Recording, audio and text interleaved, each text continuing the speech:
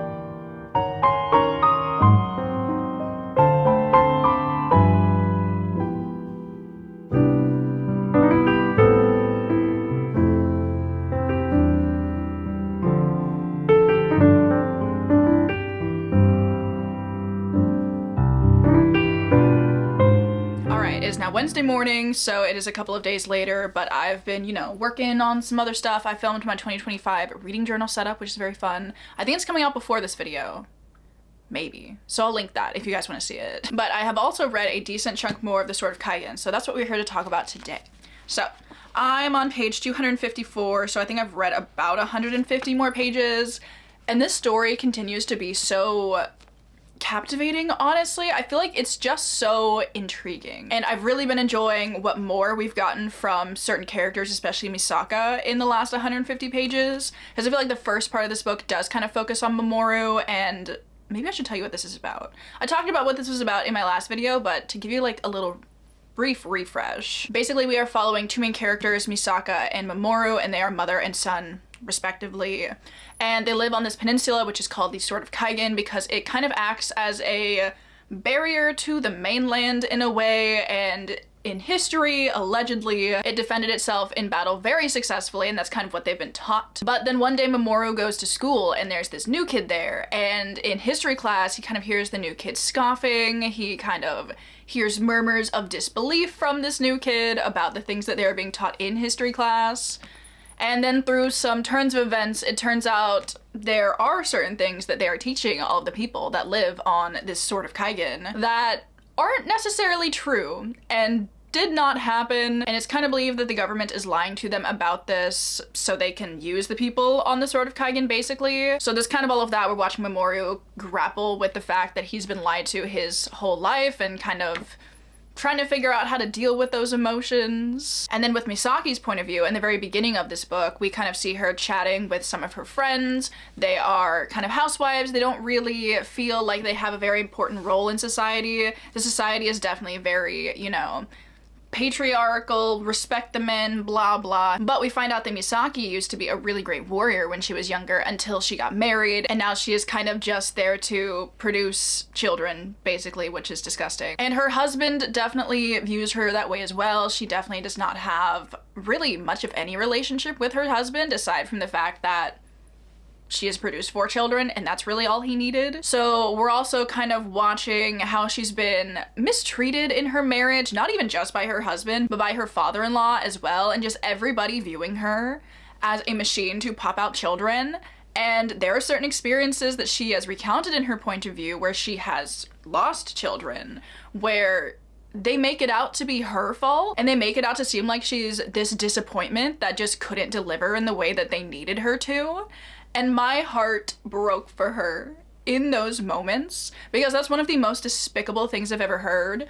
And the thing that I really like is that she has these friends that she's made along the way who are either like sisters-in-law or they're just kind of close to the family, who kind of lifted her out of that time. And I just really like that she has that strong support system, even though she doesn't necessarily have that with her husband. In her point of view in the beginning, we hear her chatting with the girlies basically, and they've been hearing whispers of this war that might potentially be coming to the peninsula. And obviously at first she doesn't really believe that, but the further you get into the book, you're like, all right, yeah, maybe there's a war coming to the peninsula. And I'm very intrigued to see what Misaki's role in all of this is gonna be, because she hasn't fought in a really long time, but you get like this point of view from her that takes place in the past, where you kind of see what she was doing with her fighting prowess back in the day. I think she used to attend a fighting academy thing of sorts. But what you really do see is the fact that she's a badass, and being able to see what she can do with her powers, and also being able to see what the other people that she was teaming up with were able to do with their powers is so cool,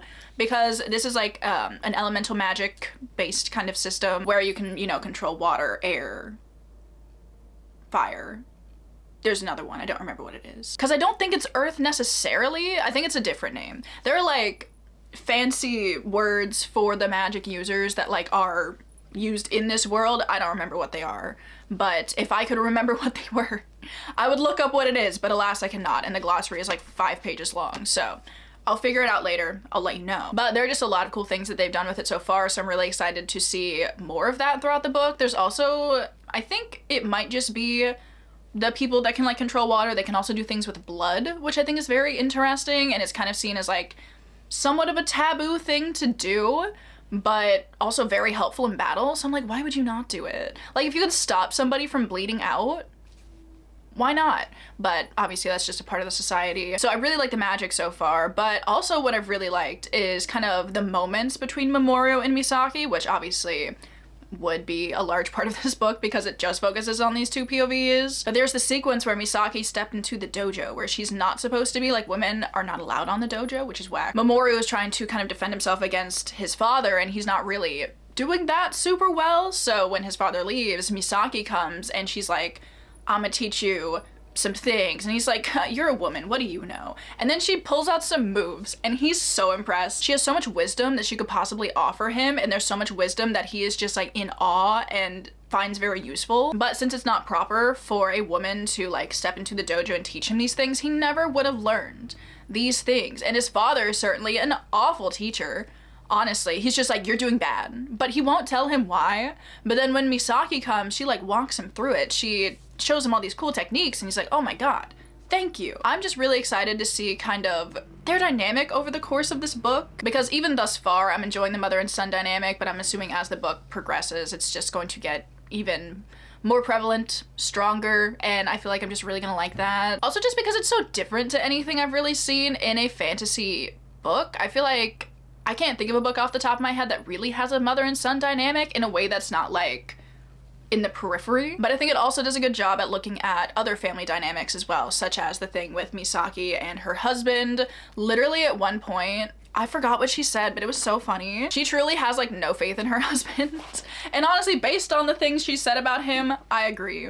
But she said he couldn't lead his way out of a paper bag. You need a spine to lead. I was like, drag him, because absolutely deserved based on the things that I've heard about him so far. But even just aside from immediate family dynamics, you have a lot of different people that are living in the house that Misaki and her husband live in. So you kind of get to see what those relationships are like as well. And then you also get to see how a certain position in a family commands a certain type of respect, which I think is interesting as well, and a good examination of that so far. So there's just a lot of things about this book that I'm really liking so far. And also in my last video I did mention that you need to use the glossary a lot when you read this book, because it just like drops lots of little words that are very specific to this world that you don't understand. But the more I get into it, the more it makes sense. I feel like the beginning of this book is very, not info dumpy, I would say. I mean, there are some chapters that take place in one of Mamoru's history classes that do kind of just outright tell you the history of what has gone on in this peninsula. And I don't love that, but it's good setup for the story and setup that you obviously need, so I get it. But obviously in those kind of chapters, there are a lot of words that you don't know. But as you get further into the book, you kind of just fall into it, and as you're kind of just casually following our characters more, it gets easier. So very much liking that. And at the point that I'm at now, I feel like we're finally kind of getting into these things. And normally if it took like 250 pages for something exciting to happen, I would maybe think that's a little bit too long. But I feel like everything that you've been given in the first 200 pages is absolutely necessary setup to understand where our characters are, where the world is at, how the magic works. Now that you have all of those things, you are ready for like some action to start happening. So I'm incredibly excited to read some more of this. So yeah, still aiming to finish this by Friday. I mean, I'd like to read a lot of this today. I do have class tonight. I have a presentation that I have to do, but until then and after then, I don't really have a lot of things that I need to do aside from the thing that I'm gonna do this morning, because I want to set up my Christmas tree, which I'm very excited about. It's like the 4th of December, I think, so it's finally time. Although I need to go find my ornaments first because I'm missing some. I bought some new ornaments from Joann's a few weeks ago and I was so excited about them, but I've lost them. In the time since I bought them, I put them away. I was like, I don't want to see them until December. And then I managed to lose them, so I need to locate those first. But then I'm going to decorate the tree. All right, so I found my ornaments and I thought I would show you the new ones that I bought and then some of my favorite ornaments that I'm putting on again this year. So the new ones, I got this. I realized this is gonna be really big for my tree because I have like a tiny tree, but I'll make it work. But we have this like sun and moon one. Obviously, eventually I'll get a bigger tree and it won't look so disproportionate, but for now it's what we're working with. I also got this really cute mushroom one. Obviously I got another mushroom one a while ago. This one.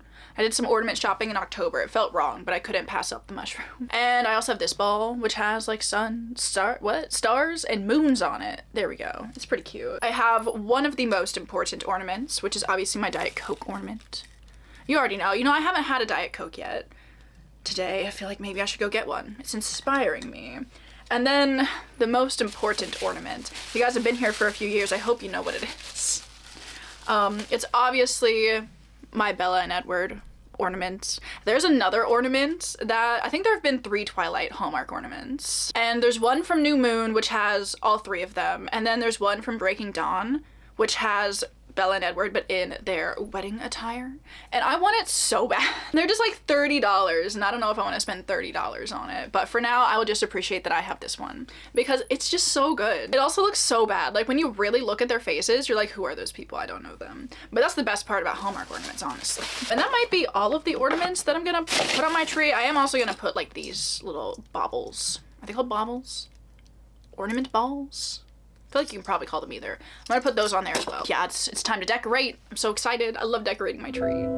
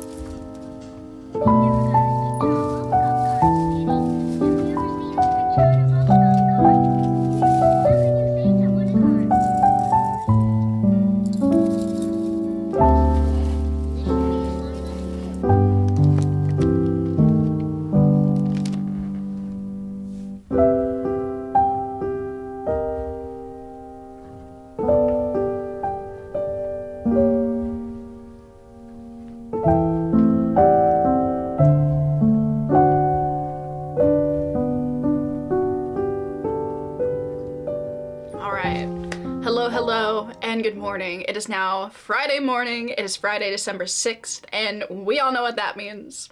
It is Wind and Truth release day, and I'm so excited because after I finish filming this update, I'm gonna go get my copy, and hopefully it's gonna be so good. But obviously before then, we must do updates. We must talk about things. First of all, I put up my tree. So cute, so fun, very happy. But in more important news, I have not finished The Sword of Kaigen. Was my goal to finish it by today, but I am very, very close to finishing it. Because I read about 300-ish pages yesterday. My hip has been like really hurting these last few days, so I haven't really been like up and doing a lot of things. I've just been laying down. So not great. I don't love that, but it has given me a lot of time to read, which is very nice, which I definitely took advantage of yesterday, and I read so much of this book. After the point that I last updated, I knew, like, you know, we were really building up to something and I felt like we were finally getting there, but now I don't know if I wanted to get there. This book, I think I mentioned this before, but on the back of it, somebody describes it as the Poppy Wars Darkness meets Avatar: The Last Airbender's Elemental Magic. And now I think that's an even more apt description of it, because the things that I've witnessed are pretty gruesome, honestly. There is, I don't think this is a spoiler because it like very heavily hints at it on the back of the book, so you know what's coming. But obviously a war does come to the Sword of Kaigen, and this book does not shy away from showing you the atrocities that has brought upon the people of this small village, and just the awful things that they've gone through in the last month or so since the war happened. I feel like when it comes to writing these more action-heavy sequences in this book, Emma Wang's writing style is so visceral, and she really does not shy away from describing what exactly is happening to people and the things that might be spilling out of people's guts, basically. But I think something like that is really necessary for a book like this to truly exemplify just the horrors that these people are facing. That be the people of the village and the people that we have been following. I feel like this book does a really good job at showing you the kind of mental impacts as well of the things that our characters have gone through since this entire attack happened. There have been so many moments in this book where I've just been, picture this, me sitting there reading, audibly saying over and over again, oh my god, oh my god, oh my god. And that's for a couple of different reasons, but there are just a couple of different things that have been described or things that have happened that just shook me to my core, frankly. Things that I was never expecting to happen in this book. But it doesn't feel like these things were just thrown in there for a shock value. I feel like they are very necessary for our characters' development over the course of this book and kind of seeing the family dynamic develop. I feel like these things really were a catalyst for that happening. So of course it's shocking and really sad, but it's also very necessary for this story and what Emma Wang is trying to convey with this story. But it is a lot at times. It definitely is. But it's still such a good book. Like, I don't know if I'm gonna give this book 5 stars or not, but it's like so close to a 5-star. I need to finish these last like 90 pages or so, because I'm on page 522. Yeah, I'm like a little bit less than 90 pages away, so I need to see how this goes. But like, it's so good and I really like it. I just don't know if it's quite at a 5-star, but I definitely really appreciate everything that this book is doing. But it's been, so many things have happened. I feel like the first 250 pages, you're just like preparing and preparing and preparing for this thing to happen. And then when it does, shit hits the fan, honestly. Not really in a good way, but in an exhilarating way, I suppose. It's a very sad book at times. Somebody described it, again, I'm referencing the things on the back. They're just so accurate. Somebody said it was rife with magic and heartbreak, which is so accurate.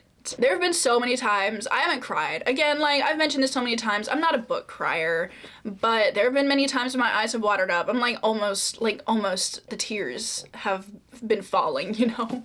Because there are just so many moments in this book that are so depressing for our characters, especially because this book does such a good job in the beginning of building up these characters and allowing you to kind of form an attachment to them and really want the best for them. So then when things like this happen, you're just like, damn. But it's been really, really good so far, and I'm so glad that I finally picked it up. It's been on my shelves for like almost 2 years at this point, and every time I look at it, I'm like, I should read that. I think I'm gonna like that. And lo and behold, here I am reading it and liking it. Maybe giving it 5 stars. I need to see how the last chunk goes, but yeah. This book, did not give me anything that I was expecting, but in the best way. Also, I know a few days ago I talked about how I really liked our two main characters, Misaki and Mamoru, but another character that is really kind of, she's not like a main character, but she's there a lot of the time, and her name is Setsuko, and she is Misaki's sister-in-law, and I've loved what she has brought to the story. She's just such a strong character, and even in the face of a very depressing time, I feel like she has this unwavering strength and optimism that the people around her, especially Misaki, are really needing in this time. So every time she's there, I love that as well. Anyway, ooh, this book it's been something. But it's been so good. Also, I would say this is a pretty good, like, wintry kind of read, even though it's not technically winter. December is basically winter in the same way that most of September is basically fall. Because it's a very kind of snowy climate that they're in, and our characters, even though they have control over water, they do a lot of things with snow. So I'd say if you're thinking about picking this up and you want it to be very applicable for the season that you're reading it in, winter would be a good one. I feel like this would be a good January book. Kind of giving me January vibes. I told myself I'm gonna stop being so crazy with my seasonal reading, but here I am like, oh my god, what if you guys read this in January? I can't help myself. I'm sorry. Anyway, plans for today. I need to go get Wind and Truth. I'm probably gonna do that before I read any more of this, but I do want to finish this up, and then I want to get into Wind and Truth a little bit. I'm so excited. I also am planning to do a little bit of baking today, because that seems kind of like a cozy thing to do. I have some very ripe bananas downstairs, and they're basically begging me to make them into banana bread muffins. I love banana bread muffins. I prefer it to regular banana bread. Also, muffins are cuter than bread. Not that that's a valid reason to make them or to not make them, but there you have it. I'm gonna do that, but probably won't do that until later. Until then, I have major reading plans, so I'm gonna go get Wind and Truth, finish this, and then start reading Wind and Truth.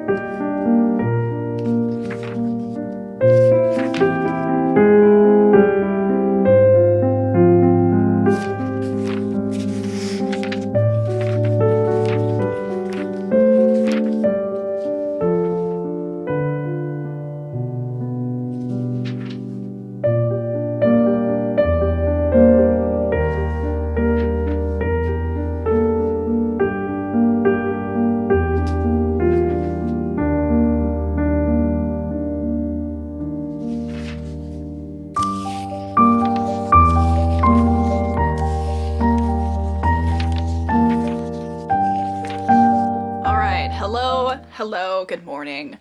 It is now Sunday morning, so it's been a couple days, but I do have quite a few updates for you guys.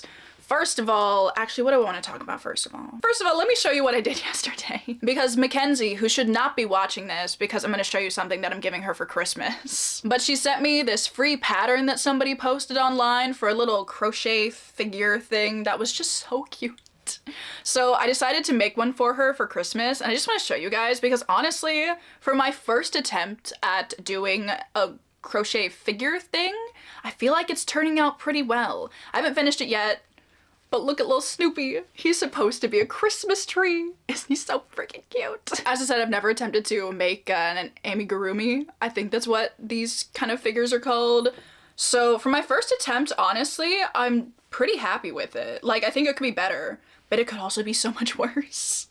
I just ran out of black thread, so I have not been able to put on his other ear yet, but he's so cute. And he's wearing like a little Christmas tree, like, dress thing, the little ruffles. I'm obsessed with him, and I'm sad that I have to give him away, but I think Mackenzie will really like him. I wanted to share just because, you know, I've been sharing my big crochet projects, but I've never made something like this before, so it was kind of fun. I kind of liked it. So that's honestly what I spent way too many hours yesterday doing. But I also do have reading updates and such for you guys as well. So first of all, let's talk about The Sword of Kaigen, because I did finish The Sword of Kaigen a few days ago. But the real question is, did I finish The Sword of Kaigen? Or did The Sword of Kaigen finish me? Because this book is an emotional roller coaster, but honestly in the best possible way, and I think I'm giving it 5 stars. I have not given a book 5 stars in months, I don't think. I think the last book that I gave 5 stars was back in July, maybe? When I read The Final Empire again, and The Ornithologist Field Guide to Love, which just feels like it was an eternity ago, honestly. But this book was honestly just as good as everybody has said it is. Ever since I mentioned that I was reading it, a lot of you guys in the comments have been like, oh my god, this is one of my favorite books of 2024. So I was like, alright, expectations pretty high going into this one, but I feel like they were definitely exceeded. What do I talk about first though? I feel like there's a lot of things I could talk about. The first thing that pops to mind is the fact that the combat in this book is so well written and it is so good. It is rare that I find like action battle sequences in a fantasy story that I really feel engaged in. I feel like they don't really do a whole lot for me most of the time. I do really like Brandon Sanderson's kind of combat fight scenes a lot, but any other fantasy book, I'm just like, eh. But the ones in this book are so well written and they're so brutal and they really just make you feel like you are in this fight with this character, which is really all I could ask for from a kind of action scene like that. There were also so many cool things that people were doing with the magic system. As I mentioned, it's kind of an elemental magic system, but it does have a couple of additional things thrown in there as well that people can do. And some of the things that people are able to do with this are so sick, honestly. Specifically, there is this thing that you can do if you have like 2 people using this magic at the same time, and it was so sick. It was so cool. And in this book, we're only following main characters that can wield water, but there are obviously other elemental wielders out there, and we've seen just a small kind of glimpse into what they can do. So I feel like there's so many other cool things that could possibly be happening in kind of the related series that this is a part of, because this is a prequel and I think it definitely does read like a prequel. I think the last 90 pages of this book, while it was providing much needed closure and kind of the end of Misaki's character arc, I think it also does spend a decent amount of time setting up what the rest of the books in this series are going to be a part of. I'd love to know if any of you guys have read any of the other books that are a part of this kind of world, because I feel like I've never seen people talk about them. I've always seen people talk about The Sword of Kaigen, but never any other like subsequent book in this world. Do they exist? I have no idea. Let me know if you know, because I'd love to know. But anyway, there are just definitely a lot of really epic moments in this book, I would say, just in general and for our characters as well, especially for Misaki, which are so satisfying because you spend the first part of this book really setting up Misaki's character and you kind of see where she is in life, and in this society she has been relegated to this role as a wife and a mother, which wouldn't be a bad thing obviously, but for her you can kind of just tell that there's something missing for her. So, and I don't think this is a spoiler because this is very general, but when the war comes, which you know is coming, and their village is being attacked, Misaki does kind of have to step back into that warrior role that she used to fulfill when she was younger. And she has some lines as well that just gave me goosebumps. They made me so excited. I was like, absolutely. And it's just all the more satisfying thanks to like the 250 pages of buildup. Because normally if a book had that much buildup, I'd be like, I don't know, sometimes it works, sometimes it doesn't.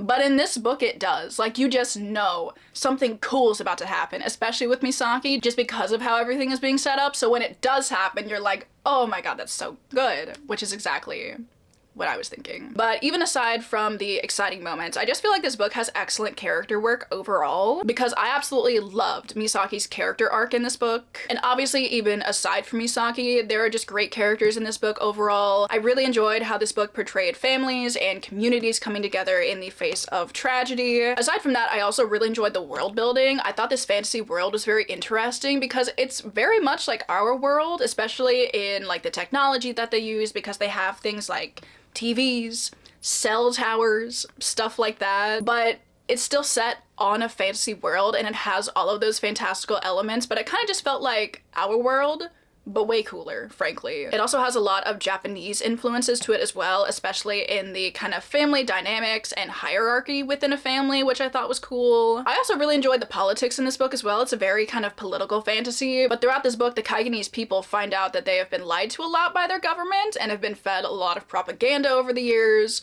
So to kind of see that mistrust growing and then see it more so exemplified when government officials come to visit the village, I found fascinating as well. So I really feel like this book has it all, and if you want a fantasy standalone that's going to pack a punch, you should definitely consider picking this up. I feel like it honestly deserves all the hype that it gets, and I truly can't believe that this has not been traditionally published. Like, I'm pretty sure it's not. I know it's gotten a lot of cool editions, but I don't think it's actually trad published yet. Although I do know Emma Wong does have a book that was recently published, that was traditionally published, called Blood Over Brighthaven, which I will definitely be picking up. The only problem is I've only found it with red sprayed edges, and I've come to realize I don't like solid sprayed edges on books. So I need to find a copy that does not have that. But I want to pick that up, and I want to read it next year, because I feel like it's going to be just as excellent as this one, but in a different way. Because I think that one takes place at an academy of sorts, which I think could be cool. So yeah, there we go. That's how I'm feeling about the Sword of Kaigen. It was so good, and I feel like I can't not give it 5 stars. So glad I finally read this one, but now that I've spent like a million years talking about that, let's talk about something else, because obviously a couple days ago I went to get Wind and Truth, even though this is looking very boring. I do have the dust jacket here. It's so beautiful. I love the colors. I just really like this illustration. It's so cool. Also, I did not know this, but when I took the dust jacket off of it, there's a map of Roshar on the inside. But let's talk about Wind and Truth a little bit, shall we? Obviously, I will be talking about this very generally.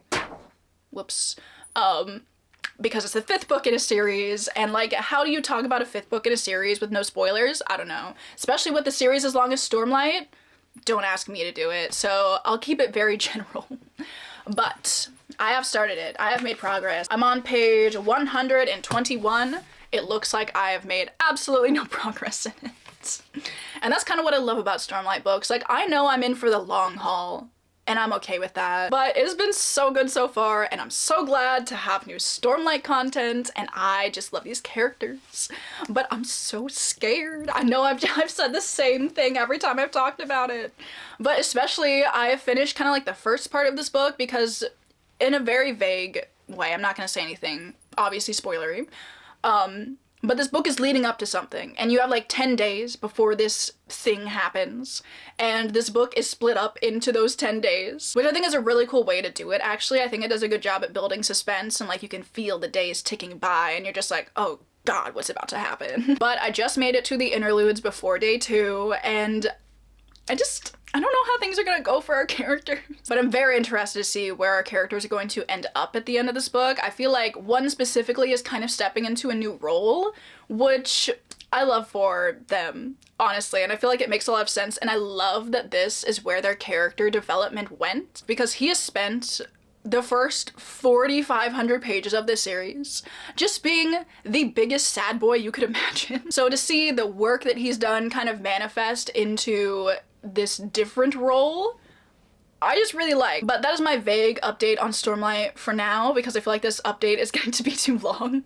So the other thing that I'm planning on doing today is reading Spectacular. I did start Spectacular. I'm not going to talk about it yet because I don't think this book warrants 2 updates. I will let you know how I'm feeling about it when I'm done.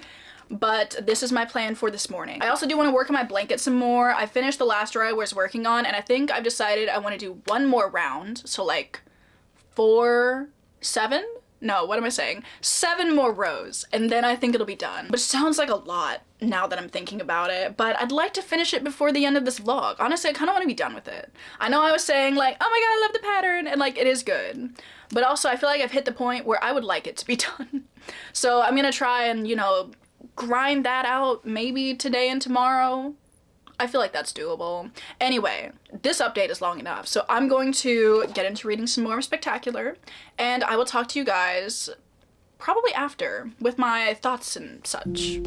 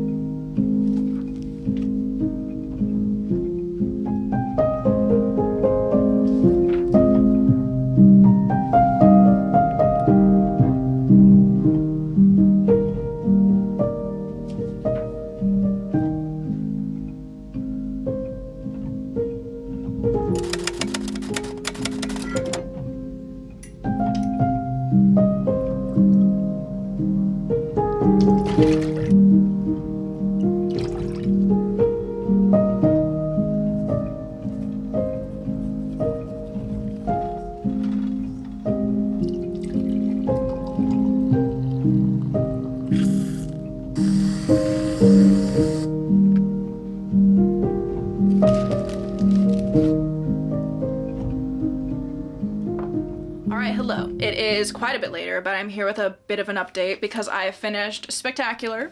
So it's finally time to talk about it. Also, I haven't really been doing a whole lot today aside from finishing this and reading more of Wind and Truth, so it's honestly been so nice. But as for Spectacular, does this novella need to exist? No. But did I really enjoy it? Yeah, actually, and I'm very glad that I picked it up. It really is a perfect little holiday novella, and it was just kind of fun, you know? Also, the illustrations are so pretty and so whimsical. Like, I don't know if I would have loved the story without the illustrations, but I thoroughly enjoyed the illustrations. Look at this table of contents page. It's so cute. There's another one, actually. Let me find it. I was on FaceTime last night with Cass while I was reading a little bit of it.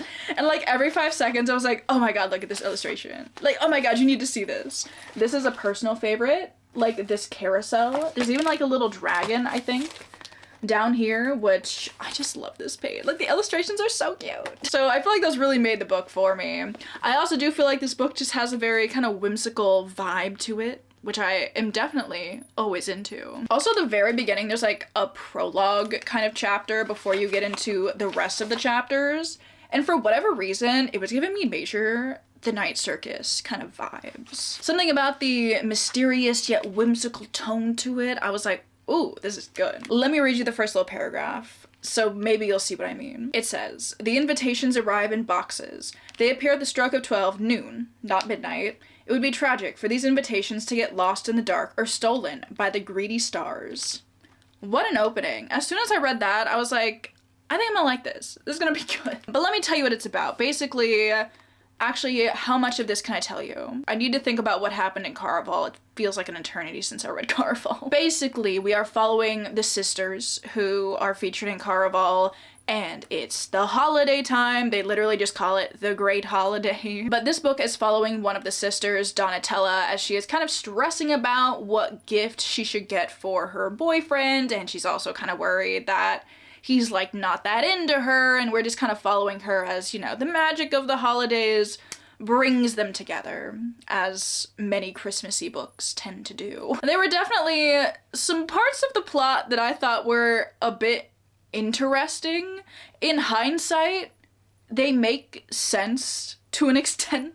But there's a specific scene where, like, as I was reading it, I was like, oh my god, what is going on? But once you kind of find out more things about it, it ends up being fine, I guess. I don't know, I thought it was an interesting scene to put in this book, but apparently it's okay. But I really just love the whimsical vibe of the story. I don't really have a super strong attachment to Caraval in any way. I liked it. It was fun. I liked the characters. I don't love them, but like seeing them again in the setting, I thought was cool. I also really like the, I remember this from reading it the first time. I feel like Stephanie Garber has a lot of really good descriptions of dresses, which feels very random, but like that's also the case in here. Like their dresses are just so damn whimsical, and I'm obsessed. Like, give me something with some whimsy and I will eat it up every time. And I kind of did with this one. It was also just such a short read. Like, for what it is, I enjoyed it, and I feel like it's a really good holiday read if you're looking for something short with a lot of fun illustrations. Anyway, that's all I have to say for tonight. That's the only update that I currently have. I'm going to kind of just spend the next couple of days reading some more of Wind and Truth, and that's kind of my only plan. I'm definitely, you know, taking Wind and Truth slowly, but I'm really enjoying doing it that way, and I will continue to do it that way. So I will come back in a few days, probably. I have some videos I need to film in the meantime, but I will come back later with another vague Wind and Truth update.